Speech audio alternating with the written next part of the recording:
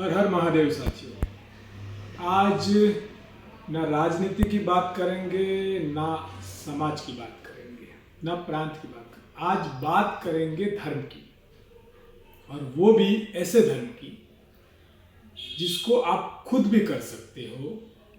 और ये धर्म क्या सिखाता है, क्या दिखाता है।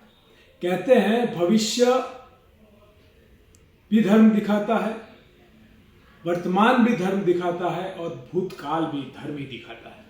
पर धर्म को पढ़ना अच्छा है या धर्म को समझना अच्छा है, या धर्म को करना अच्छा है या धर्म को समझना अच्छा है। इन सारी चीजों पर आपसे एक बात करने आया। कोई लोग कहते हैं कि सत्य है तो असत्य भी है, पुण्य है तो पाप भी है, धर्म है तो अधर्म भी है। हर एक पहलू का दूसरा पहलू होता है। प्लस है तो माइनस है, 1 है तो 0 है। तो ये सारी चीजें हमारे साथ जुड़ी हुई है। और मैं कहता हूं कि धर्म साइंस से जुड़ा है, साइंस धर्म से जुड़ा है, और ये दोनों जीवन की गिनतियों से जुड़े हुए हैं। तो साथियों, मैंने एक बार सोमनाथ में मेरे YouTube चैनल पर वो वीडियो अवेलेबल है, मैंने कहा था कि देव और दानव में क्या फर्क है और किस तरह से देश में चल रहा है। तो मेरा धर्म पर जो रिसर्च है, मैंने धर्म को जिस तरह से समझा है और मैंने धर्म की तुलना की है, तो मैंने हर बार देखा है कि कंस भी राजा था और रावण भी राजा था, और लड़ने वाले जो योद्धा थे, कृष्ण हो या राम हो, वो लोगों की आशाओं पर, लोगों के बीच में जाकर लोगों की आवाज बने थे। वो हारे भी थे, रणछोड़ कहते हैं, वो जीते भी थे, वो रुके भी थे, वो थके भी थे। पर शास्त्र कहता है सत्य की जीत हुई। कृष्ण भी राजा से कम नहीं थे और राम भी राजा से कम नहीं, पर वो लोगों के राजा थे। और इसीलिए मैं इस कलयुग में, हम कलयुग कहते हैं, पर मैं भी कभी कभी सोचता हूं कि भगवान राम के साथ सीता मैया को उस वक्त उठा जाने वाला रावण था, कृष्ण को जेल में जन्म लेना पड़ा, वो कंस था, तब भी जो वो सतयुग था, तो आज का ये कौन सा युग है। तो ये कलयुग और सतयुग की दोनों बातों में भी बहुत सारी बातें जानने जैसी है। मैंने कहा है, मुझे किसी ने पूछा नरेंद्र मोदी के बारे में, तो मैंने कहा है कि वो या तो हार के मर जाएंगे या मर के हार जाएंगे। मैं बहुत स्पष्ट कहता हूं। किसी ने कहा मुझे नरेंद्र मोदी की सत्ता के बारे में बहुत ज्योतिष आता, तो आज मेरी भी एक ज्योतिष व्याख्या सुन लो जो मैंने धर्म के रिसर्च से निकाली। और मैंने कहा है वो या तो जीत होती है,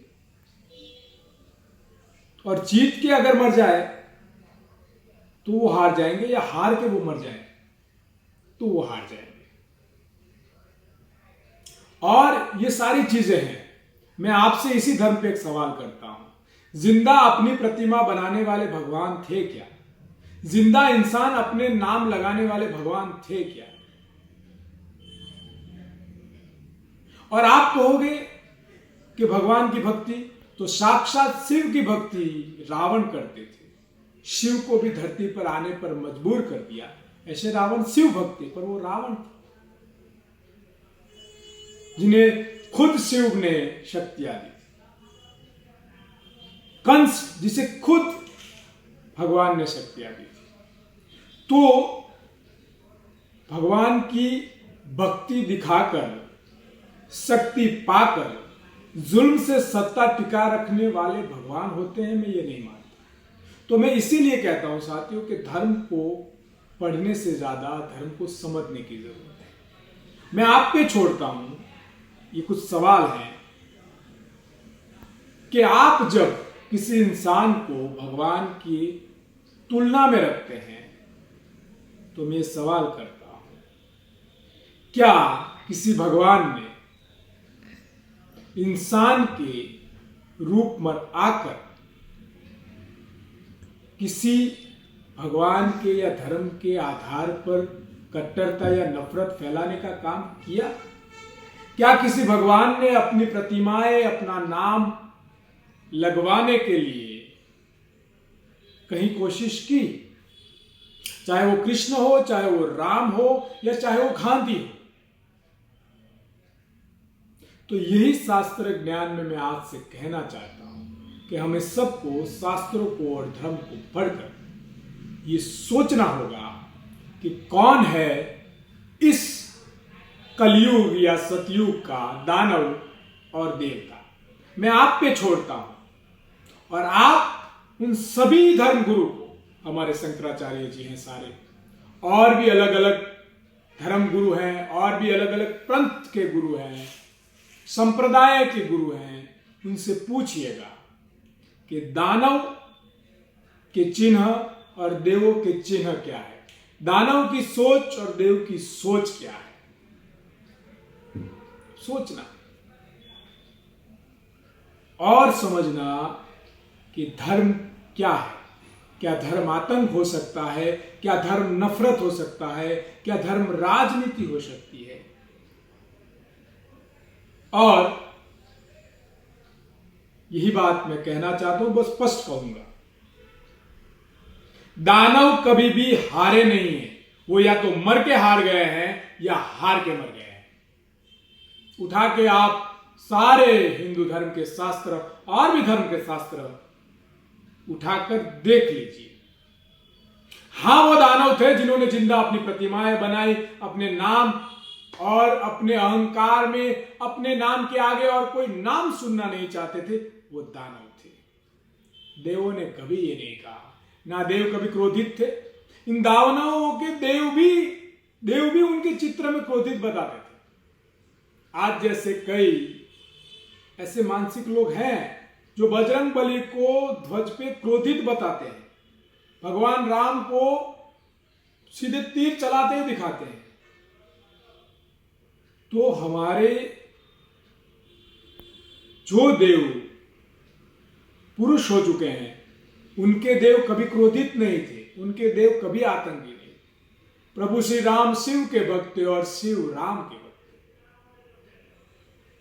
कृष्ण जन्म में भी शिव खुद कृष्ण के दर्शन करने चले गए। कृष्ण भी शिव के भक्त थे और शिव भी कृष्ण के भक्त थे, पर कहीं भी उन्होंने अहंकार, क्रोध, नफरत और हिंसा नहीं दिखाई। और इसीलिए मैंने आज कहा कि आज हम धर्म पे बात करेंगे। मेरा धर्म नहीं सिखाता है ये, पर ये आज भी सतयुग या कलयुग जो भी समझ लीजिए, उस कलयुग में एक तरफ देव विचारधारा वाले लोग हैं और एक तरफ दानव विचारधारा वाले लोग हैं। वो भक्ति, पूजा, पाठ तो दिखाते हैं, पर मन में अहंकार, क्रोध, नफरत और सारे भारत को, सारे विश्व को गुलाम बना देने की मानसिकता रखते हैं। वो अपनी प्रतिमाएं चारों ओर लगाना चाहते हैं, वो अपना नाम दूसरों का नाम मिटाकर लगाना चाहते हैं। और मैं ये सवाल आप पे छोड़ता हूं कि क्या कभी कोई देव या कोई देव योनि से जन्मा हुआ इंसान ये सोच सकता है कि वो ऐसा कर सकता है? और दानवों का इतिहास तो हमारे ग्रंथों में भर भर के रखा हुआ है, पढ़ लेना। तो यही धर्म ज्ञान था। साथ मिलकर सही धर्म की दिशा में धर्म को समझकर धर्म वंदना करें और धर्म का प्रचार करें, धर्म पर आतंक ना करें। हर हर महादेव।